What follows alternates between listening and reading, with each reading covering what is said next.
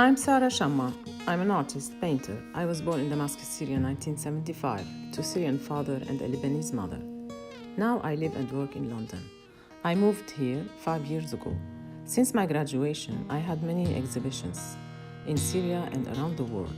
But one particular exhibition in one particular city had a very important impact on my life. It was in Coventry in June 2001, exactly 20 years ago. I was invited with another Syrian artist, Fadi Yazigi, by the British Council to show my work at Herbert Art Gallery and Museum. The exhibition was supported by Coventry City Council and Coventry University. I came to the opening and I spent a few days in Coventry, where I learned about its history and about the role this great city decided to play after the war. Because of Coventry, I loved the UK and I started building a special relation that ended up by me moving here.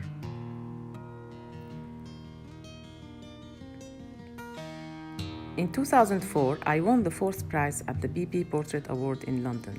The following years, I continued coming almost once every year to the UK, and I decided that one day I will move here. The last exhibition I had in Damascus was in January 2011. It was called Birth, almost 30 paintings that I created when I was pregnant with my first child. 2 months later, the unrest started in Syria and developed into a terrible war that destroyed my country. My next exhibition, Q, took place at the Royal College of Art in London in 2013, a series of 10 paintings which formed a 61-foot-long queue of people and animals. It explored themes of humanity and group mentality. In 2014, my exhibition Diaspora in Dubai depicted subjects who have fled their homeland in search of better life.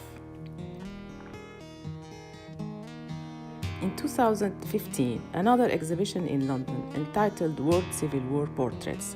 It was a cinematic journey of the experience of war and its horrors.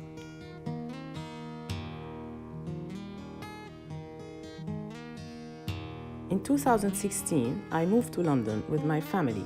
I established a new studio and I started working here. But I kept my home and my studio in Damascus, where I continue going every few months to visit and work. In London, I discover new colors, new lights, new sensations. The green and its optimism started to penetrate my paintings. So the next exhibition was called London, and it was shown in Dubai in 2017. I invited some children to my studio to sit for a series of portraits. Then I gave them art materials to experiment with, and elements of the resulting drawings were selected by me and transferred onto the children's portraits.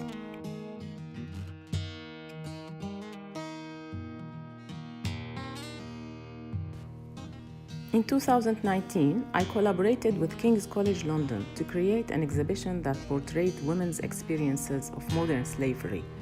I interviewed many survivors in London, listened to many scary stories, and realized the scale of this issue that affects 40 million people around the world.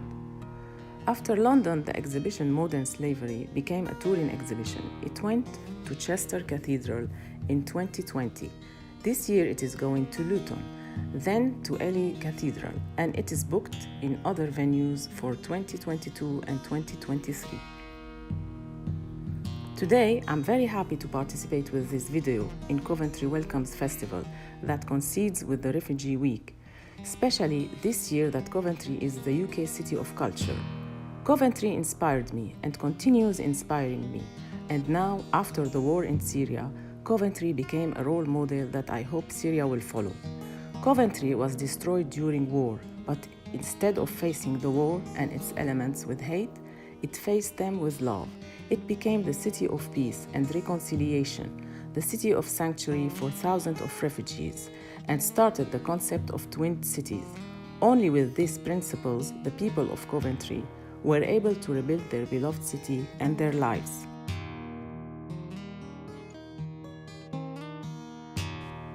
The provost of Coventry Cathedral, Richard Howard, promised that when the war was over, the cathedral would work with the people who were before the enemies to build a kinder, more Christ-child-like world.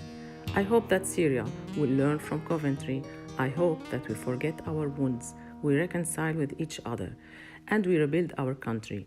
I hope that the Cross of Nails of Coventry will inspire us too to spread the message of peace and forgiveness.